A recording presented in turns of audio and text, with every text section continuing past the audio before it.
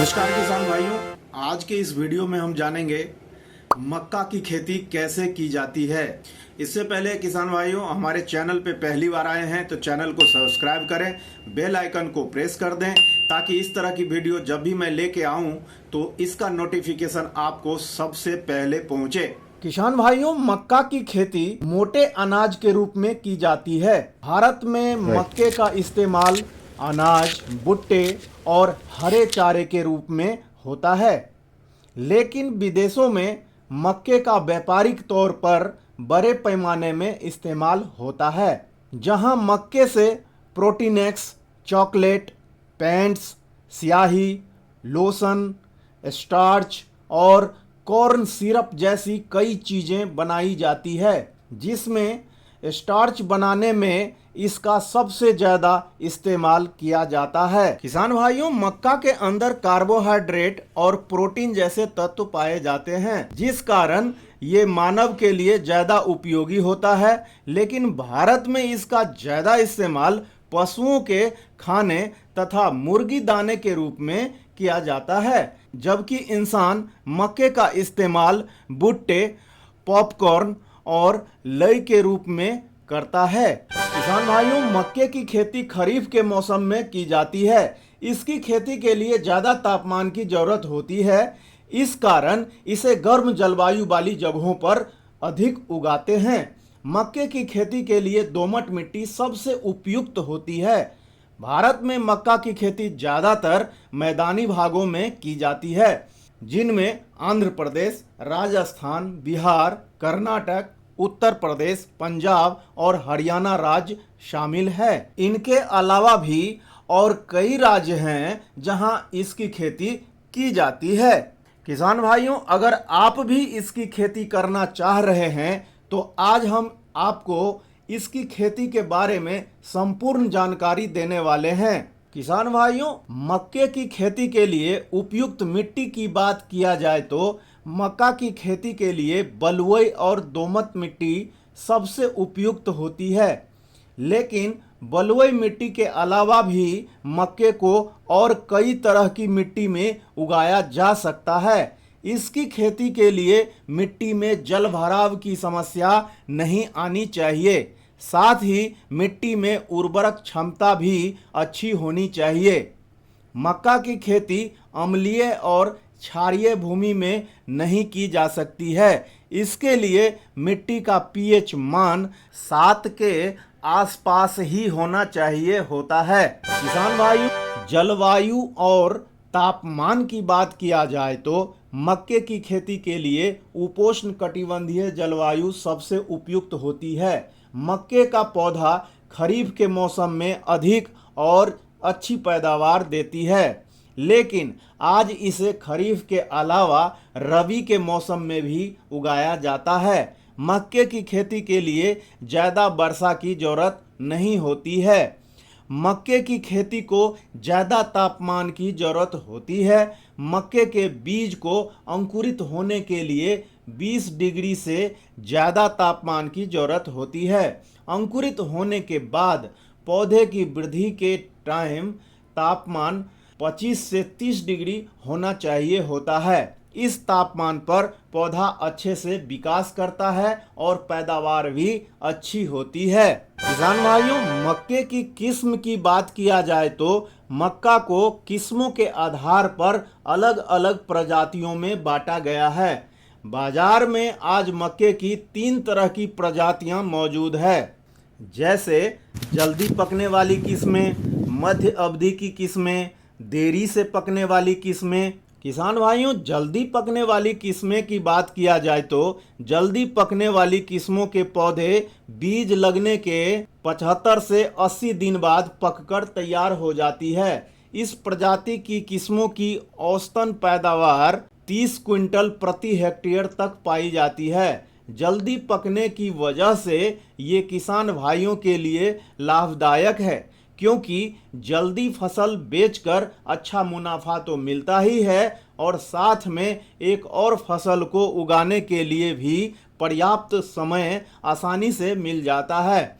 इस प्रजाति में जवाहर मक्का 8, विवेक 4, विवेक 17, विवेक 43, विवेक 42, विकास मक्का 421, him 129, DHM 107, DHM 109, X 3342, bio 9637, DKC 7074, JKMH 175 और हाई सेल जैसी कई किस्में पाई जाती है। किसान भाइयों, मध्य अवधि की किस्में की बात किया जाए तो इस किस्म की फसलें पकने में 95 से 100 दिन का टाइम लेती है। इसकी प्रति हेक्टेयर औसतन पैदावार 35 क्विंटल के आसपास पाई जाती है। इस किस्म का उपयोग हरे चारे और अनाज दोनों ही रूप में हो सकता है। इस तरह की किस्मों में जवाहर मक्का 216, MM10, MM4, मालवीय शंकर मक्का 2, bio 9682, Pratap 5, P3441, KH 510, NK 21, KMH 3426, KMH 3712, NMH 803, pro 303, 3461 और विस्को 2418 जैसी बहुत सारी किस्में मौजूद हैं। किसान भाइयों, देरी से पकने वाली किस्में की बात किया जाए तो देरी से पकने वाली किस्मों का उपयोग हरे चारे के रूप में भी लिया जाता है। इस प्रजाति की फसल को पकने में 100 से भी ज़्यादा दिन का टाइम लगता है। इस किस्म की औसतन पैदावार सबसे ज़्यादा पाई जाती है। इस प्रजाति में SMS 3904, HM 11, LQPM 4, सरताज प्रो 311, बायो 9681, सीड टैक 2324, विस्को 855, MK 6240, गंगा 11, त्रिशूल, डेक्कन 101, डेक्कन 103 और डेक्कन 105 जैसे किस्में शामिल हैं। किसान भाइयों, इन सभी किस्मों के अलावा भी कुछ किस्में मौजूद हैं जिन्हें किसान भाई उगाना पसंद करते हैं। इन किस्मों को केवल हरे चारे के रूप में ही उगाया जाता है, इस कारण इनसे अनाज प्राप्त नहीं करते। इनमें से जो किस्म है जे 1006, प्रतापचरी 6 और अफ्रीकन टॉल जैसी किस्में मौजूद है। किसान भाइयों, खेत की जुताई की बात किया जाए तो मक्के की खेती के लिए खेत की अच्छे से जुताई करनी चाहिए। शुरुआत में पहली जुताई कर खेत में पुरानी गोबर की खाद डाल देना चाहिए। उसके बाद खेत में 2 से 3 तिरछी जुताई कर खाद को मिट्टी में मिला देना चाहिए। फिर कुछ दिन बाद खेत में पानी डालकर पानी चलाकर उसे जोत दें। इससे खेत में खरपतवार नियंत्रण में भी सहायता मिलती है। पानी देकर जुताई करने के बाद खेत में पाटा चला देना चाहिए, जिससे खेत समतल हो जाए और पानी भराव होने के कारण फसल के खराब होने से भी बचा जा सकता है। किसान भाइयों, बीज की तैयारी की बात किया जाए तो मक्के की खेती के लिए ज़्यादातर किसान भाई अपने घर के बीज का ही इस्तेमाल करते हैं, लेकिन मक्के का बीज उचित देखभाल ना होने पर अपनी अंकुरण क्षमता को जल्द ही खो देता है। इसके लिए बीज को खेत में लगाने से पहले उसकी अंकुरण क्षमता की जांच कर लेना चाहिए। अगर बीज की अंकुरण क्षमता 80% से ज़्यादा पाई जाए तभी बीज को खेत में उगाना चाहिए। संकर किस्मों के बीज हर बार बाजार से खरीदकर ही लगाने चाहिए। किसान भाइयों, मक्के की अंकुरण क्षमता बनाए रखने के लिए बीज को पैदावार के वक्त अच्छे से सुखा लेना चाहिए। इसके बाद बीज को सिट्टे से निकालने के बाद घर पर भी अच्छे से सुखाना चाहिए। इसके बाद बीज को उचित दवाइयों से उपचारित कर रख लेना चाहिए। 1 एकड़ में घर का 8 से 10 किलो बीज काफ़ी होता है, जबकि संकर किस्म का प्रति हेक्टेयर 21,000 पौधे के हिसाब से बीज लगाना चाहिए। किसान भाइयों, बीज को खेत में उगाने से पहले उसे उपचारित कर ले। इससे फसल को कोई रोग नहीं लगता है। इसके लिए बीज को थायरम, कार्बेंडाजिम, थायोमिथोक्साम और इमिडाक्लोप्रिड से उपचारित कर खेत में लगाएं। इसके अलावा एजोटोबैक्टर की 5 ग्राम मात्रा को 1 किलो बीज में मिलाकर तुरंत बुआई कर सकते हैं। एजोटोबैक्टर को जैविक टीका के नाम से भी जाना जाता है। किसान भाइयों, बीज की रोपाई का टाइम और तरीका की बात किया जाए तो मक्के की खेती ज्यादातर खरीफ के मौसम में की जाती है, लेकिन आज कई जगहों पर इसे रबी के टाइम पे भी उगाया जा रहा है। खरीफ के मौसम में इसकी फसल की रोपाई करते वक्त इसे जून के लास्ट या जुलाई के पहले सप्ताह तक खेत में लगा देना चाहिए, जबकि रबी के टाइम की जाने वाली इसकी खेती के लिए अक्टूबर और नवंबर का माह इसकी रोपाई के लिए सबसे उपयुक्त होता है। खरीफ के वक्त मक्के की रोपाई वर्षा ऋतु शुरू होने के साथ ही कर देनी चाहिए, लेकिन अगर सिंचाई की उचित व्यवस्था हो तो इसकी रोपाई बारिश के शुरू होने से 20 दिन पहले कर सकते हैं। मक्के की रोपाई मेरों पर की जाती है। अलग अलग प्रजाति की किस्मों के लिए मेड़ के बीच की दूरी अलग अलग होनी चाहिए होता है।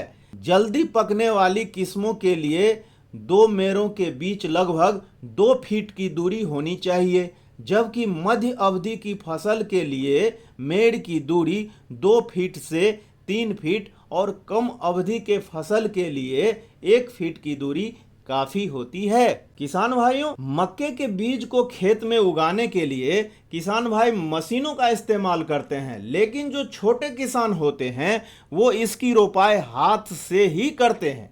मक्के के बीज की रोपाई करते वक्त प्रत्येक बीज लगभग 20 से 25 सेंटीमीटर की दूरी होनी चाहिए और बीज को 3 सेंटीमीटर की गहराई पे लगाना चाहिए। किसान भाइयों, मक्के की सिंचाई की बात किया जाए तो मक्के के बीज को खेत में बारिश के शुरू होने से पहले लगाते हैं तो बीज लगने के तुरंत बाद इसकी सिंचाई कर देनी चाहिए, लेकिन बारिश के मौसम में इसकी रोपाई करते हैं तो सिंचाई की जरूरत नहीं होती। जब बारिश का मौसम समाप्त हो जाए और पौधा लगातार विकास कर रहा हो तब उसे पानी की जरूरत होती है। उस वक्त खेत में नमी बनाए रखने के लिए सप्ताह में 1 बार पानी दे देना चाहिए। किसान भाइयों, मक्के के पौधे पर जब सिट्टे खिलने लगे तब उसे पानी की ज़्यादा जरूरत होती है। उस वक्त आवश्यकता के अनुसार पौधे को पानी देना चाहिए, इससे पैदावार अच्छी होती है। किसान भाइयों, उर्वरक की मात्रा की बात किया जाए तो मक्के की फसल को उर्वरक की ज़्यादा जरूरत होती है। इसके लिए 10 से 12 गाड़ी गोबर की पुरानी खाद खेत की जुताई के वक्त खेत में डालनी चाहिए, जिससे जुताई के वक्त अच्छे से मिट्टी में मिला दें। गोबर की खाद के अलावा इसके पौधे को NPK की उचित मात्रा को 1:2:2 के अनुपात आखिरी जुताई के वक्त खेत में बेसल डोज के रूप में भी दे सकते हैं। इसके अलावा इसको मशीन से बीज लगाते वक्त भी बीज रोपाई के साथ साथ भी दे सकते हैं। किसान भाइयों, इसके अलावा नाइट्रोजन की 20 किलो मात्रा को 1 महीने बाद खेत में सिंचाई के वक्त देनी चाहिए और इसके बाद फिर 20 किलो मात्रा मंजरी आने के दौरान दे सकते हैं। इससे मंजरी अच्छे से विकास करती है और बीज भी ज़्यादा बनते हैं, जिसका असर पैदावार पर दिखाई देता है। किसान भाइयों, फसल में खरपतवार नियंत्रण और देखभाल की बात किया जाए तो मक्के की खेती में भी खरपतवार नियंत्रण की जरूरत होती है। मक्के की खेती में खरपतवार नियंत्रण के लिए निराई गुड़ाई की जाती है। इसकी पहली निराई गुड़ाई बीज लगने के 20 दिन बाद कर देनी चाहिए। इसके बाद 15 दिन के अंतराल में 2 निराई गुड़ाई और कर देनी चाहिए। किसान भाइयों, हर निराई गुड़ाई के वक्त पौधे की जड़ों पर मिट्टी चढ़ानी चाहिए। दरअसल मक्के के पौधे लंबे होते हैं और मक्के का सीटा ऊंचाई पर लगता है, जिसके अंदर वजन ज्यादा होता है, जिससे पौधे के टूटकर गिरने का डर रहता है। इस कारण पौधे के जड़ों पर मिट्टी चढ़ाने से जड़ें मजबूत होती है। मक्के की फसल में खरपतवार नियंत्रण रासायनिक तरीके से भी किया जा सकता है। इसके लिए बीज को खेत में लगाने से पहले जुताई के वक्त खेत में एट्राजीन की उचित मात्रा का छिड़काव करना चाहिए। इसके अलावा इसका इस्तेमाल बीज लगाने के तुरंत बाद भी कर सकते हैं। इसके प्रभाव के कारण खरपतवार जन्म लेते ही नष्ट हो जाता है और पौधे को पोषक तत्व उचित मात्रा में मिलती रहती है। किसान भाइयों, मक्के की खेती के साथ साथ सहायक फसलें की बात किया जाए तो मक्के की खेती के साथ में कई सहायक फसलों को उगाया जा सकता है। इन सहायक फसलों में ग्वार, तिल, मूंग और उड़द को मक्के के साथ उगा सकते हैं। इससे किसान भाइयों को मुख्य फसल के साथ एक और फसल मिल जाती है, जिन्हें बाजार में बेचकर अतिरिक्त आय भी कमाया जा सकता है। किसान भाइयों, मक्के की फसल में लगने वाले रोग और उनकी रोकथाम की बात किया जाए तो मक्के की फसल में कई तरह के रोग लगते हैं, जिससे फसल को ज्यादा नुकसान पहुंचता है। पौधा पर ये रोग कीट और वायरस की वजह से लगते हैं, जिनका रासायनिक और समेकित तरीके से उपचार किया जा सकता है और फसल को खराब होने से बचाया जा सकता है। किसान भाइयों, समेकित तरीके से फसल के बचाव के लिए शुरुआत में खेत की गहरी जुताई कर उसे खुला छोड़ देना चाहिए, जिससे हानिकारक कीट और वायरस जमीन में सूरज की गर्मी की वजह से नष्ट हो जाते हैं। इसके अलावा प्रमाणित बीज खेत में उगाने चाहिए होता है और एक ही कीटनाशक का बार बार खेत में छिड़काव नहीं करना चाहिए। फसल चक्र को अपनाकर भी फसल को कीटों के प्रकोप से बचाया जा सकता है, जबकि रासायनिक तरीके से इसकी रोकथाम के लिए खेत में रासायनिक दवाइयों का इस्तेमाल किया जाता है। किसान भाइयों, धब्बेदार तना भेदक कीट की बात किया जाए तो मक्के के पौधे को लगने वाले ये जमीन से बाहरी दिखाई देने वाले भाग पर आक्रमण करता है। इसके कीट पौधे पर आक्रमण कर इसकी वृद्धि को रोक देता है, जिससे पौधे पर आने वाले सिट्टे में दाने नहीं बनते हैं। इसके लगने पर तना सूखने लगता है और पौधे की जड़ों से बदबू आने लगती है। इसकी रोकथाम के लिए पौधे पर क्विनालफॉस या कार्बारिल का छिड़काव पौधे के अंकुरन के वक्त करना चाहिए होता है। किसान भाइयों, पत्ती झुलसा रोग की बात किया जाए तो पौधों पर इसका ज्यादा असर पत्तियों पर देखने को मिलता है। यह रोग पौधे पर नीचे से ऊपर की तरफ बढ़ता है। इससे नीचे की पत्तियां सूखने लगती है। पत्तियों पर लंबे नाव के आकार जैसे भूरे धब्बे भी दिखाई देते हैं। इस रोग की रोकथाम के लिए जब पौधों पर इस रोग के लक्षण दिखाई देने लगे तो तुरंत इसे जिनेव के 0.12% घोल को पौधा पर छिड़काव करना चाहिए।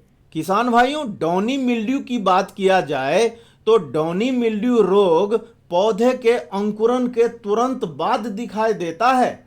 इसके लगने पर पत्तियों पर धारियां दिखाई देती है। इसके प्रभावित पत्तियों पर सफेद रुई जैसा आवरण दिखाई देने लगता है, जिससे पौधा विकास करना बंद कर देता है। पौधे पर जब इस तरह के लक्षण दिखाई दे तो पौधे पर डाइथेन M45 का छिड़काव 3 बार करना चाहिए।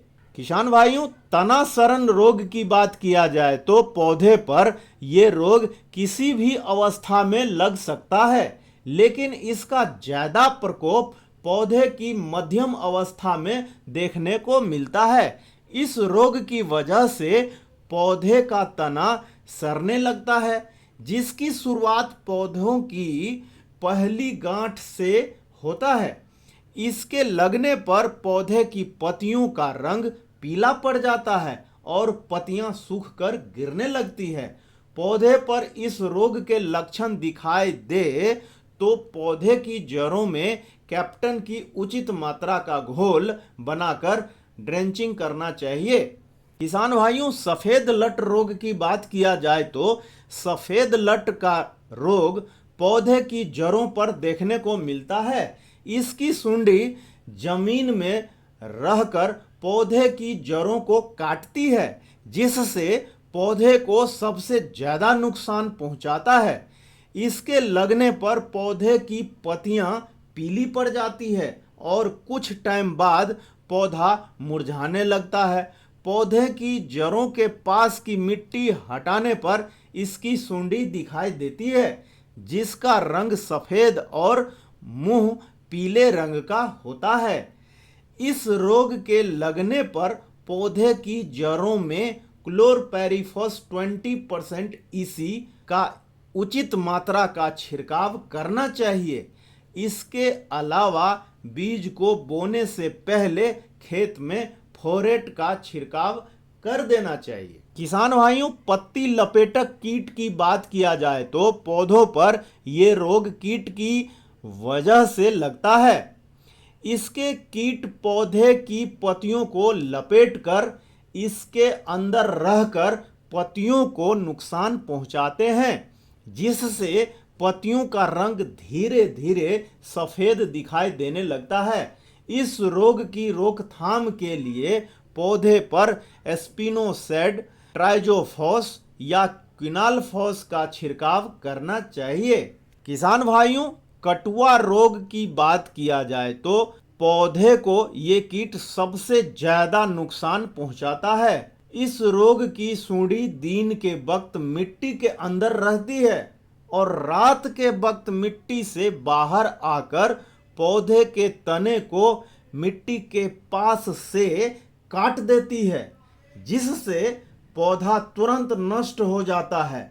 इस रोग से बचने के लिए बीज को खेत में लगाने से पहले फिप्रोनिल या क्लोरपैरिफॉस से मिट्टी को उपचारित कर लेना चाहिए।